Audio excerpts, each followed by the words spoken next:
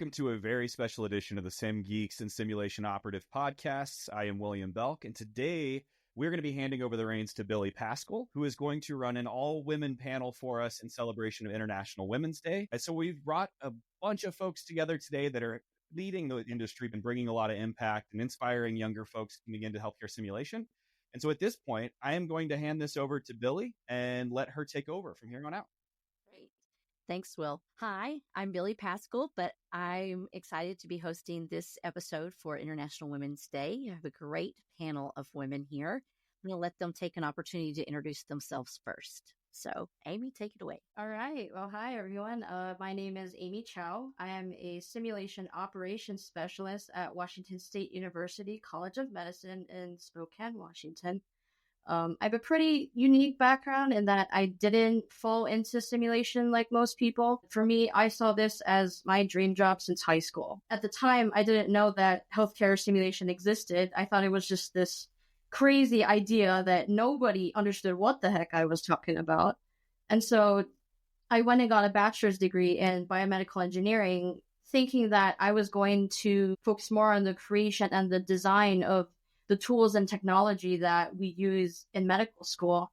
And long story short, I discovered the Society for Simulation and Healthcare in my last semester of undergrad. And that was really the beginning. My mind was absolutely blown that, not only was there a career, but an entire industry around what I wanted to do. And it was just the best feeling in the world, to realize that I wasn't alone and that there were thousands of other like-minded people who shared the same interest. And so, after talking with some leaders in our industry, I discovered this whole other side of our industry, which is the operations side, taking that technology and implementing it in the classroom. And I thought, this is it. This is what I want to do for the rest of my life. And so I am now 3 years into what I hope will be a lifelong career in healthcare simulation. My name's Anna Brito. I am the West Florida Division GME Simulation Manager. I am down here in Tampa, Florida area. I oversee 10 hospital simulation spaces. I now have a team of 3 coordinators that I am spinning up on their simulation sites, but I'll be overseeing all of them. So very excited to have a nice team that to finally share this journey with and get these simulation spaces really up and running. I'm actually sitting in one on the floor because we have no chairs yet.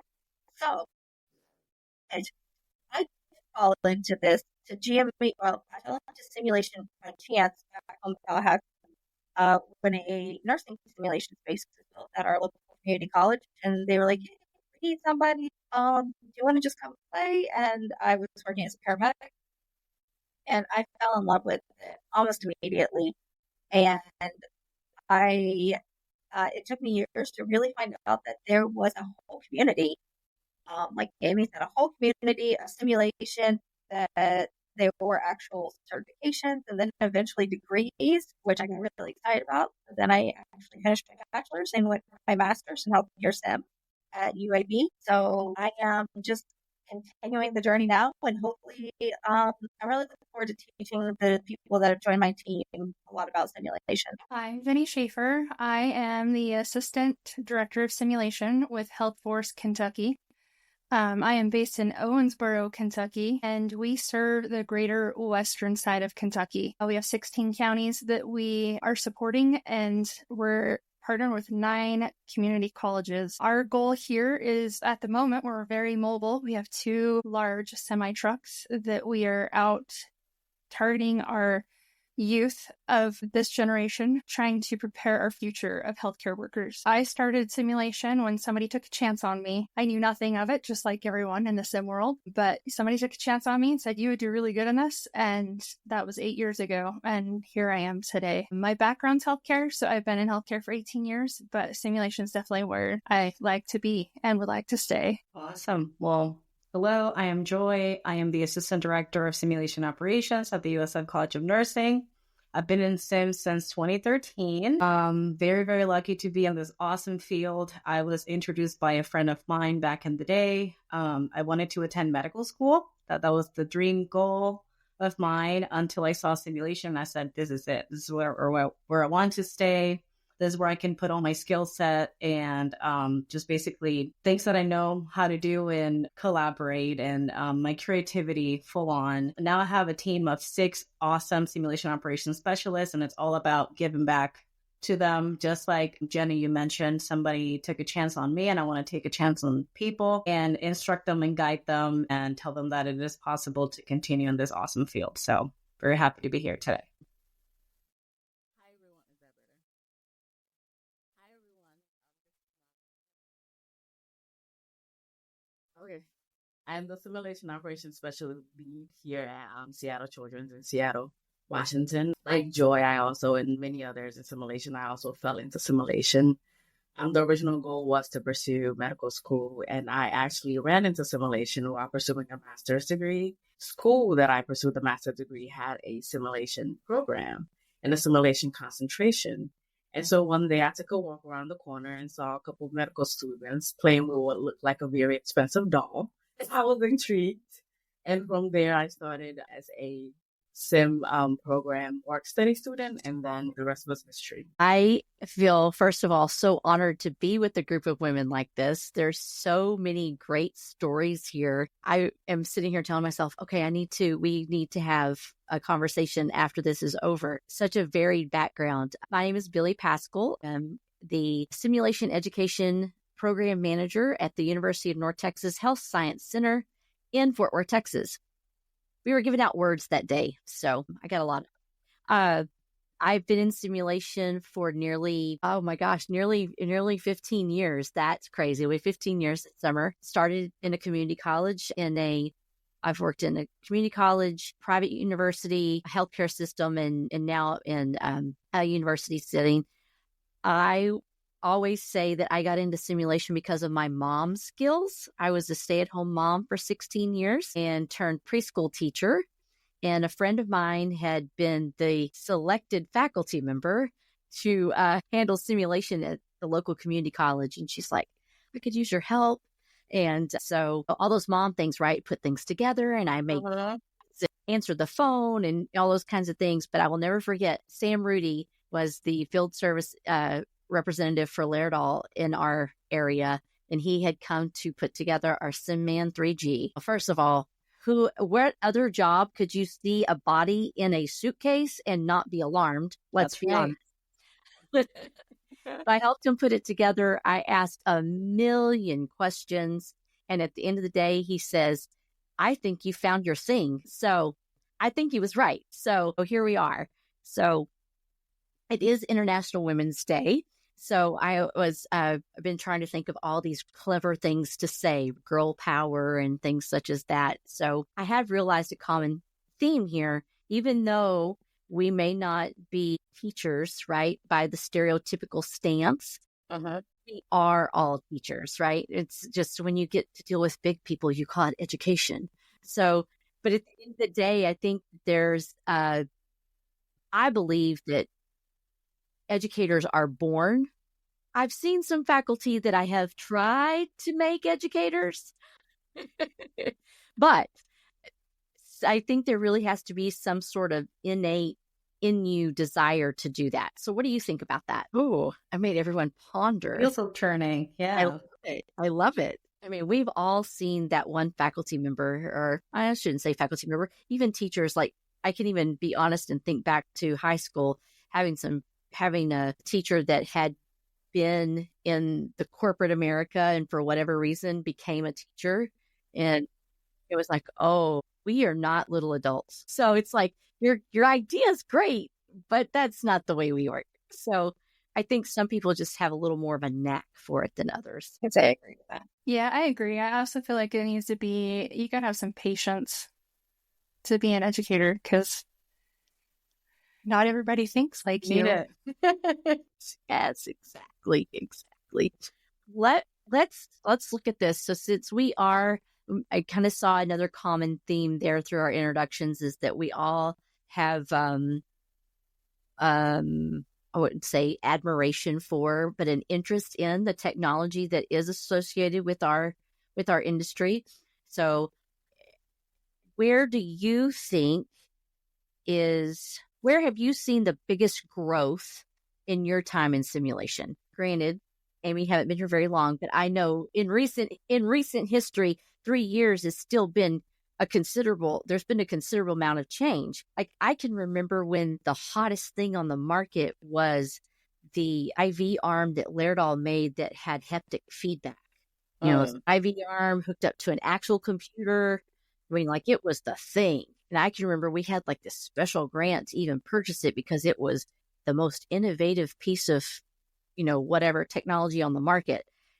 They don't even make that product anymore, so it's just like something that was really amazing 15 years ago. It's not even a thing now. So I'm just kind of curious to see where your biggest surprise is of where things have gone over your course of your career. For me, I came from an EMS background, and I think for me, seeing the biggest growth in pre-hospital care simulation, we went from having, and I know some people don't like using the word, we actually had dummies. Like, that was the thing, was we had solid plastic, very heavy weighted mannequins or dummies. And now we have equipment in pre-hospital education that actually helps our learners become better at hands-on care. Because my students that I still teach in the community college, they usually didn't get to actually feel the pulse or anything until they went and started practicing on the patients. And now we're able to do trauma care and for them to learn how to communicate and hands-on interactions. So I think that's one of the biggest things I've seen. I would also agree with that. I deal a lot more in mannequin-based simulations inside CHU. And so a lot of the advancements with the high-fidelity mannequins in terms of response cycle, like the physiological responses as it comes to intervention, has really helped a lot, especially some of those complex cases where you have like 16 participants when they're actually doing interventions and then have the opportunity to see the effects right away in real time. And has such a great impact on training and the ability to meet the objectives from the facilitators. Some of the cool stuff I've seen even more recently is just how much AR and VR are getting pulled in just to simple task trainers. Mm-hmm. You can do a chest tube on a task trainer and hold up an iPad and now have the physiology of it. And you can actually see what's happening when you do the procedure of a chest tube insertion with those lungs. And it's pretty amazing, the technology that's going into that. Yeah, with me, it was about, I want to say 7 or 8 years ago, I had a chance of taking an HPS training at Elevate Healthcare in Sarasota. And to me, it was just mind-blowing, completely physiologically driven. I mean, the mannequin runs itself, and you truly had to understand the physiology behind it to be able to operate the mannequin. So it was, hands-on. You had to learn. I had to go back to think about but like all the courses that I took in undergrad. So it tied up, but it was still the challenge of truly having to understand that physiology behind the mannequin or the software. So at that point, I was like, okay, this is serious. Like, I have to learn, I have to practice. Otherwise, these students are not going to get the best experience possible. So I truly have to go and do homework. I was going to say that also innovations as it comes to, or as it pertains to like environmental fidelity. So a lot of the immersive rooms and a lot of the online remote simulation platforms have also been, I think, very great as far as the innovations in the sim. One is because they address sometimes the access issues for inside CHU centers to where if, you have patients, you can't use the room. But if you're able to replicate that particular space in the closet that they give you next to the bathroom, then you're able to do the simulation that's planned. Yeah, I think as Billy kind of mentioned before, me having just started, I kind of find it difficult to answer the question. But I mean, just in the last few years, we've seen an explosion in like the use of especially AI integration into our mannequins, our high fidelity mannequins, and something that I certainly like to advocate for, since I work with particularly undergraduate or graduate level learners and medical school students, is that reminding them that, they are caring for patients. They are caring for people, not robots, not this, diagnosis, not a figurative avatar in a space. And so having mannequins that can really help with the suspension of disbelief in the simulation and being able to actually engage with them as if they were real people, I think really helps with that transition. So have another question I was thinking about as we were discussing this and thinking about the panel here. I know myself, I am non-clinical. Now I have reached a point in my career that I say that I am clinical adjacent, because it's amazing what you can pick up by osmosis, right? Mhm. I recently went to the doctor and I had said something, and the doctor looked at my chart and goes, you're not in healthcare. I said, oh, yes, I am.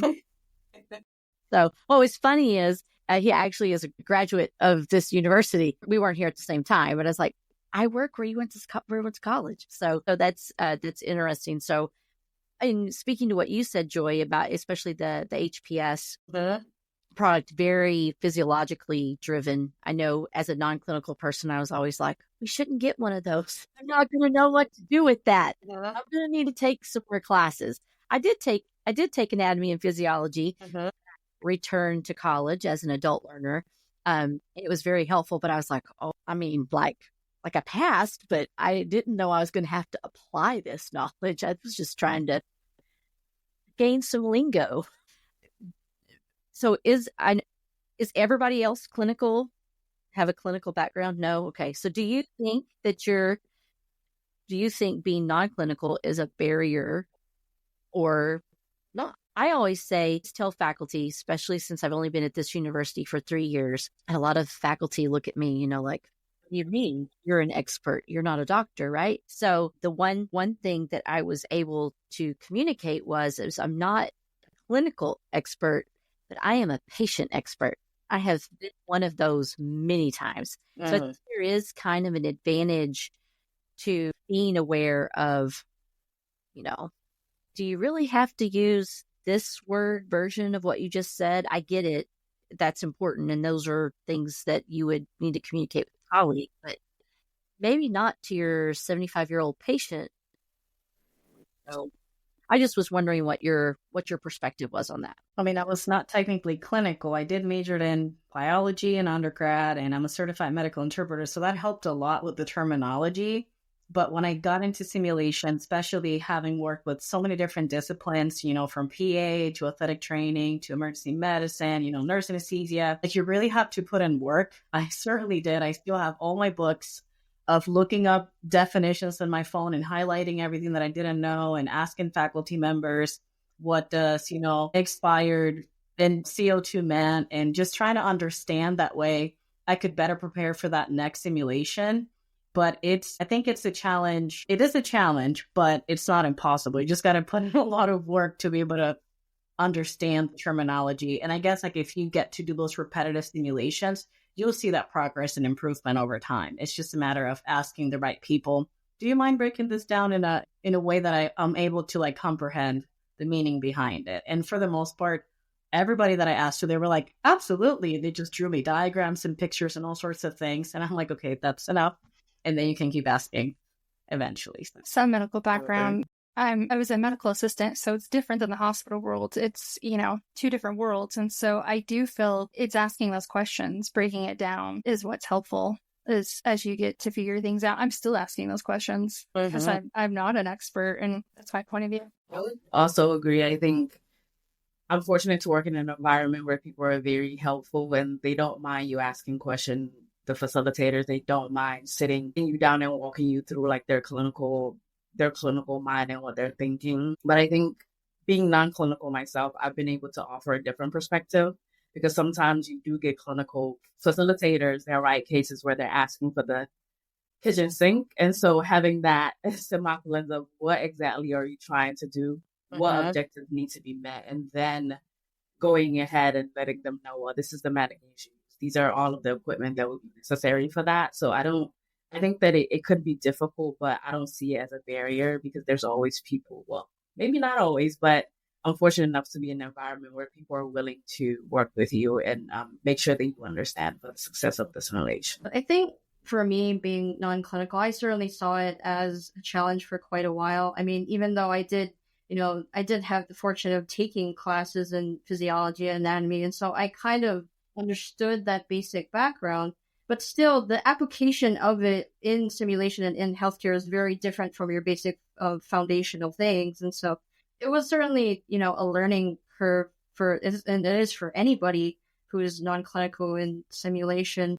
I think the best simulation programs design and build teams that have people with different backgrounds. So in fact, it would be more beneficial to have somebody who is non-clinical, because you have faculty who and educators who bring in that expertise and are in subject matter experts in the medical side of things. And so what you really need from an operational perspective and staff within simulation is to help people to bring in experts who are experts in simulation, right? So to help with the technology and help with planning things and operating things. And so that's really where we as non-clinical staff members shine in the simulation world. Okay, so since this is a women-focused topic, I was curious I've always tried to capture this data, and it's been impossible to actually pinpoint. But in your work experience, have you been a part of predominantly female or male or equal work environments? I know when I was thinking back, when I first started in simulation, all of the colleagues that I had were all male. And therefore I was thinking, well, this must be a male-driven side of this industry. But then was thinking about this yesterday on the drive. I was like, I've actually worked, every program that I've been a part of has been predominantly female with the sprinkling of men in there. And I was like, oh, maybe my theory is wrong. So I was just curious as to but I also know the whole, if you've seen one sim center, you've only seen one sim center rule. So I was just curious about what y'all's experiences were. When I started, it was predominantly male on the ops standpoint, the lead simulation specialist at the time, Andre. He knows I love him. The majority were male, but then leadership wise, it was mainly female, which is very interesting too. But then I've seen over the years, I feel like now I work with more females than males, especially in operations, which is great. I've seen, some growth in there, and I'm super excited about that, especially in the operational standpoint, and those that are, very tech savvy and want to learn and pick it up really quick. It's just nice to see that representation over there all the way up to leadership. And when I first started in sim, I felt like it was pretty even, but as I left the last program I was with, it very much was becoming very male dominant, and it worried me each hire becoming that way. In my current group, I would say we're pretty even. Yeah, I'd say in my current group, we're actually pretty even though we're spread across the U.S. When we get on calls, I want to say it's fairly even, male, female. Now, I know our team down here for the West Florida division is all females, and our board director, I think he's dreading it, but he loves it at the same time. So he's great. But it's all female here, and I'm very much looking forward to it. And actually, a lot of the administrative directors and program administrators that I work with in these programs are female. That has been my experience as well. Currently, I'm on a team that is all female, all women, a simulation operations specialist, and even our leadership, our medical director and director of the continuous improvement program also are women. Historically, I've said that now that I think about it, really, like you said, I have worked primarily with just women because a lot of my position was being the SimOps, joining in the education team of facilitators who are usually nurses or what have you, who are mostly women. Yeah. So it's mostly women. Yeah, I think at my center, it's a pretty even balance as well. Although I will say that in general, I think it's a great balance within our industry too. When I first joined the Society for Simulation and Healthcare a few years ago, and I joined the SOTS, which is the Simulation Operations and Technology section, and I saw all of these amazing women in leadership roles and taking charge. I'm like, wow, this is great. There's a great balance of both men and women in our industry. So it's awesome to see that sort of. So this conversation was just making me think. I had written down some quotes by I always like to say empowered women, not powerful women necessarily, but empowered women. So there was a quote by Margaret Thatcher that I saw that said, if you want something said, ask a man. If you want something done, ask a woman. Seems like that quote definitely kind of fits the kind of the theme we got going on here. So I thought that was like, oh, I know exactly which one of these quotes I want to read right now. And I think that makes a big difference. So as we look at simulation as a career path, right? Amy had said that earlier. I know when I first started in sim, that was the question that my children's father asked me. He's like, is this a career or is this a job? And so I was like, well, it's a career. I'm pretty sure it's a career. Like, this is like my first big girl job. I think so. But then I have realized, and I have seen an amazing growth in simulation in general, right? It's been embraced by multiple facets of healthcare. I actually can't think of any part of healthcare that is not using simulation in some aspect. But it is a career path, right? Amy's just said that herself. So if you were going to use your experience in simulation and what time that you've been in sim, and you're going to look into the future, right? Say you had the opportunity to speak to a girls club at a high school. What would you tell them? What would you give them some advice? Would you, make sure you wear insoles in your shoes? I mean, what would you, Good one. I learned that yesterday. I only say that because my feet still hurt from yesterday. Good one. Cute shoes, bad support. So makes for rough day after. But I was just wondering, what would you say specifically in light of our topic? What would you say to young women looking for a career path? What would you say? It's so funny that you bring that up because I ask all of our leaders in our industry that very question. As you should. For sure. I mean, I'd certainly like to envision a future in which, one day people aren't just going to fall into this, that they're going to recognize the potential for a career in this fulfilling profession.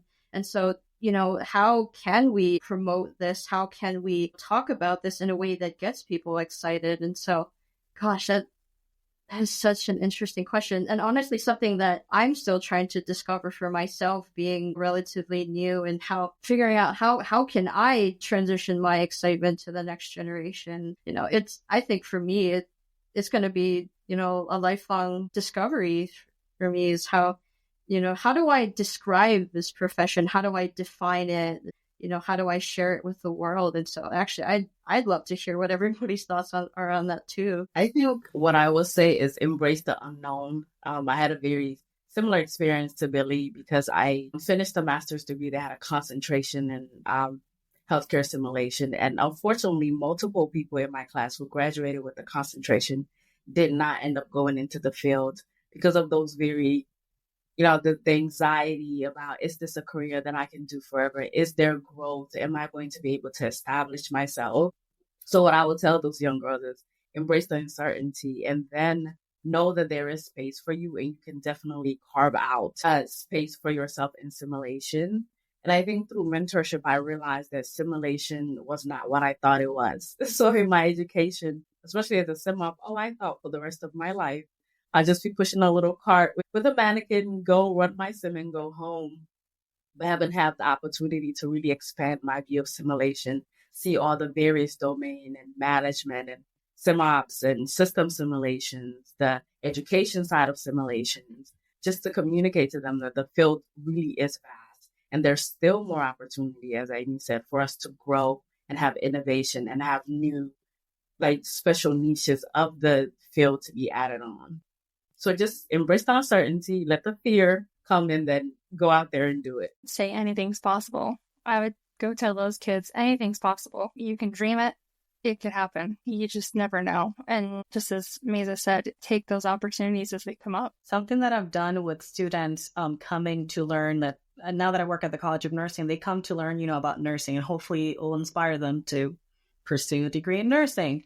I actually twisted one of the stations a little bit. I'm like, no, I'm going to teach them about moulage. And, within nursing, you have this SimOps, field. They're like, this is the coolest thing. And then I've, taught some other moulage courses. I actually did one this morning. for now a concentration within the College of Public Health, but it's in simulation operations. And I actually hired one of the interns a year ago, and she's doing fantastic. But it's just nice to be personable, to share information. For those that know me, I like to share whatever I have at hand, and just to put it in a way that it seems easy to understand, but at the same time exciting. Like, this is just like the little tip of everything. And we still continue to learn. Something that I like to mention to them is that, I've learned a lot over the years, but I still continue to learn. Like, it keeps me on my toes. There's always something new. It's constantly, evolving, and there's constant innovation. And that's what I like. There's always a challenge. And when there's a challenge, you're going to find me. So it's nice for those that like change, constant change or gradual change. This is the field where they would like to, stay and explore. How about you, Anna? I know when I have talked to some of the younger generation about healthcare STEM, here in Pinellas County, we actually do an event at my niece's school. It's called the Great American Teach-In. We actually go and don't talk about healthcare simulation. Now, for the second graders, it doesn't work out so great, but my fifth graders are actually the most receptive. They are always I always have a group that really likes the technical side of it. And when we talk about the inside of the mannequins and how it makes it run and, all the STEM stuff, and do they like video games? And then I have some who just like the healthcare side of it, helping people, and education, the ones that want to be teachers. Man, I can teach this to people one day, kind of stuff. And so I know a lot of times I try to cover kind of like a different parts of it. I think Joy probably did this at Camels too, where they had students come in, and that's kind of what we covered, with these students that are trying to figure out what they want to do in life. And one thing I always tell the students is, I am older now, and I have learned that things change as you get older. You discover new things that you like. I got into this field and said, I am definitely going to stay and want to do EMS only. I absolutely love anesthesiology simulation.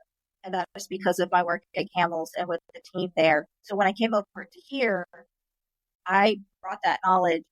And so I still love doing that part. So I always tell the younger generation, whatever you get into, whether it be healthcare simulation, know that things are going to change and you can go with it, and you can change what you're doing. It's not a hard set rule that you got to stay where you're at. And the great thing about healthcare simulation is there's so many different branches. It's endless possibilities of what you can be doing. I know I've had this conversation with David and with Phil that there is not a kindergartner sitting out there that says, when I grow up, I'm going to be in healthcare simulation, unless their parent is already in healthcare simulation. Yeah, exactly. So I always say my oldest son stopped by the center last year, and it was funny. We were setting up for an event. We were short-staffed, and I said, listen, is there any way you can help me with this one thing? And it was, we were to set up the home suite and right. And so I explained to him what to do, and he goes, and I was, being the mom, he goes, Mom, I've been in one of these rooms that you set up. I know exactly what needs to happen, and I got this. And sure enough, he did. And then he came back around the corner and he said, so does anybody need to have strep throat today? I know how to do that too. So it's they kind of have your built-in simulation experience. My oldest daughter has been a standardized patient when she was actually in college. She was a student at the community college where I worked, and it was an abuse case, and we had ran it with the mannequin. My coworker Amy Wise had talked to my daughter and said, "Hey, you're in the building. What if we did this?" And so she explained the whole thing to her. Totally changed the rest of the simulation, right? Because you had a person that had bruises on their arm. And so the power of Moulage, Joy, forgot that she had those bruised fingerprints on her arm, and she went to her actual job, and people pulled her to the side and said, "Is everything okay?" Mm-hmm. Fine. She's like, "Well, you have these bruises on your arm," and oh my gosh, no. Those are fake. those are all pretend. There was a thing I was doing with my mom at work. And you're like, who's your mom from work? So that's how it may take to roll in that next generation of people. So I heard this word mentioned, and this is my favorite term in the world. Just like I believe that people have this innate ability to be teachers and educators, I also feel that there are certain personalities that are out there that are mentors. And when I started in simulation, because like most of us in this group, I just kind of fell in there, no training, no anything. My coworker was very amazing and helped me out a lot. And then she finally just said, I would have to introduce you to some people. I think that was her way of saying, you've got to stop asking me everything. So she did some email introductions with people. And next thing you know, I had a handful of mentors and I was doing all kinds of things. And as luck and privilege would have it, I had the opportunity to be a part of the SimGhost board of directors. And I had created with Nick Brower, we had created a mentorship program, and it's still in existence. It's getting a mentorship 2.0. We're getting ready to do a relaunch on that. Made some buffed out some of the finer points. But I was just wondering if, in your opinion, has mentorship played a part in your career path? Oh, yeah, definitely. I've had a couple of great mentors in this field. Phil was actually one of them, or has been one of them, it's been a constant person where I can always message him and talk to him about where I want to go, what I'm interested in, and just giving me advice and support in this field and encouraging me to dream big, set the goal for what I want to be in this field. Matt Charneski has been another person, has been a huge support. He's actually made me get up and teach a class when we were with him and Phil in the Virgin Islands, which took me out of my comfort zone and pushed me to show what I knew and be comfortable in showing what I know, which is always, I can do it in a small setting a lot of times, but doing it in front of a big setting with people I have never met in my life, it was a tackle for me. So mentorship in this field has played a huge role in where I've gotten to. I agree. And I would like to thank you, Billy, for putting together that SimGhost mentorship program, because that's how I got the best mentor in the world, which is Phil also. And Phil was very, very great. I can really relate to what Anna said about being encouraged, and Phil definitely encouraging me to find my voice, to encouraging me to actually speak up and self-advocate for myself. Along with Dave, I worked with Dave at Orbis, who was very great. He's just a wealth of knowledge. And Jeff Adams, which was my program director when I first started in simulation and was getting trained, and just former colleagues, Morai Edwin, and current colleagues, Alicia Bell and Lisa Bunk, and just the whole simulation community as a whole, I think have been very supportive of all of us trying to grow our careers. Mentorship, I think, is very, very important. Say that mentorship defined my career in simulation, because without the mentors, I would not have had the view of simulation that I do now. Because I didn't, as previously stated, I didn't know if this could be a career. I didn't know if this is something that I can do for a long time, or what was possible. And so just with connecting with people, they were able to open my mind, hey, you can do this, you can do education, you can do system sims.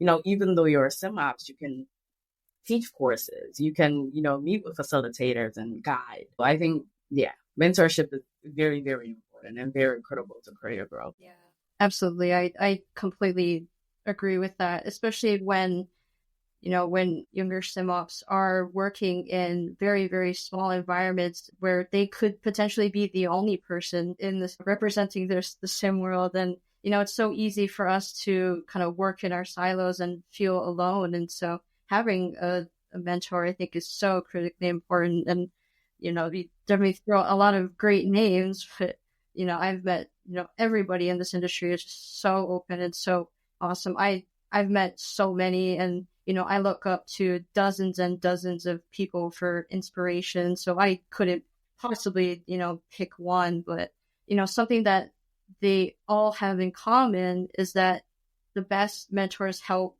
to build me up and recognize the strength and potential that sometimes I don't even see in myself. I struggle so badly with imposter syndrome and, my confidence and self-esteem. It's my biggest weakness by far. And so it's so easy to fall into the trap of, feeling like I'm not good enough, like I'm not a leader, I can't be a mentor, I'm too young. And so, heck, even just to find myself on this podcast right now, like in the back of my mind, I can't help but wonder, like, how in the world am I here talking with all these amazing women? And so, you've got all these fantastic people with, amazing careers and true advocates for the work that we do. And yet, I find myself in the same room at the same table with the people that I look up to, and we're just having an open conversation, and they welcome me as one of their own and as equal. And so, I think the bottom line is that, surround yourself with people who support you and who encourage you, who will be there for you when times get tough, and to share moments of success, and then be that person for other people. I mean, thankfully, this industry, we're surrounded by people who, truly embody and embrace that. So it's not hard to find. Well, I do know that we are approaching an hour.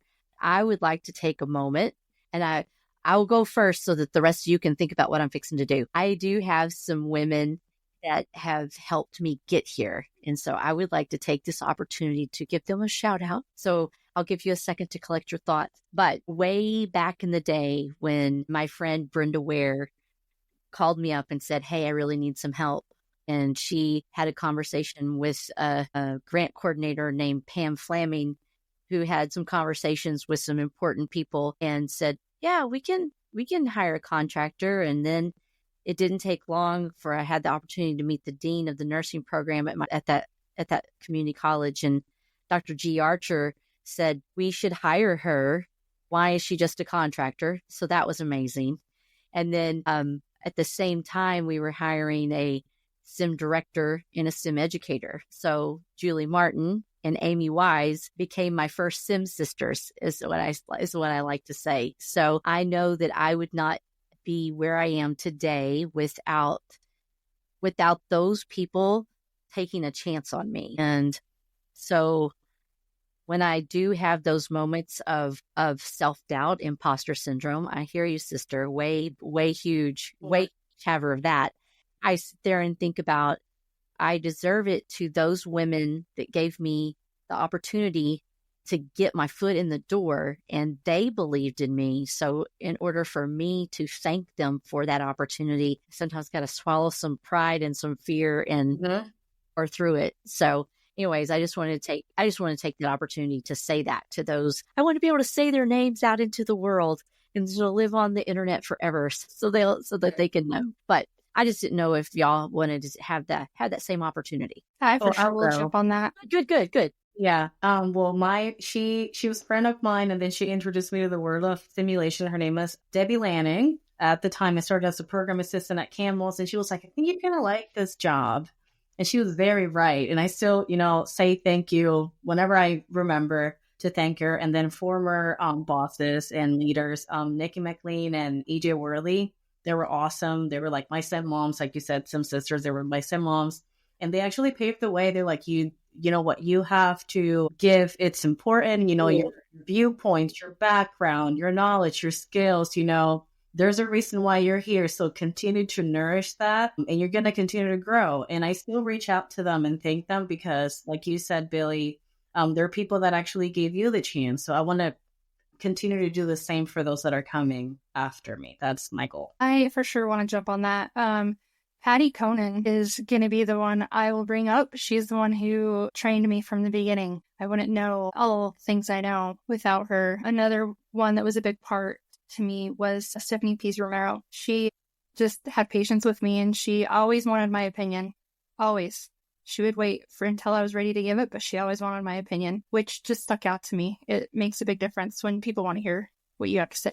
If I may, I guess I'll throw in one name. For me, the person who has had the most, by far, the biggest impact in my career thus far was my good friend Carrie Gigray. She was the educator at the time when I first started my first full-time sim job here at WCU, and she really took me under her wing and showed me the reins and was both a mentor and a coach to me, in those very early years and those impressionable years when I really wasn't sure if, where this was going to go. Right. And so, just having someone to really talk to, ask questions, and, even now she still continues to be my mentor and good friend. And we continue to, work on projects together and learn together. And so, it's been incredible. It's amazing to have a relationship like that, to have someone who is always there by your side. For me, that would have to be Alicia Adams, who was the wife of Jeff Adams, who was my program director at PCOM, the Simulation Concentration Program. And I would say her because not only was she a great mentor, but she gave most of us coming out of that program our first job. So she worked really hard to get positions for us at a local community college where she worked with paramedic students and EMT. And it gave us the opportunity to really apply what we learned and see simulation at work is what I like to call it. And she was very instrumental in encouraging those of us that did go into the field to achieve and push for more and to shoot for more. So I'm really grateful and thankful to her. Mine would be Michelle Brown. She is the director of my program that I attended at UAB. For me, she was the person that she didn't want you to call her, or Dr. Brown or anything like that. It was always Michelle. If I called Michelle, she wouldn't answer my texts. But she was one of those people I could sit down and just talk to about simulations, especially when I was trying to figure out where am I going to go after I finish my master's? What am I going to do? How am I going to apply this in the field? Especially figuring out, do I want to pursue to be a director? Am I happy being a manager? What do I want to do next? And she's just always been that person that I can just text and say, hey, I got a question for you. What, help guide me on this one. And she's just that down to earth person. And doing simulations with her was just amazing in the program. Absolutely second that. I'm in that same program too at UAB, not to sponsor anything, but yeah, Michelle Brown has just been phenomenal, amazing support for everybody who participates in that program.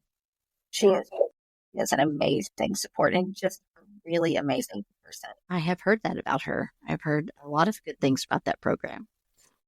Okay. Well, ladies, it has been an absolute pleasure to spend this time with you.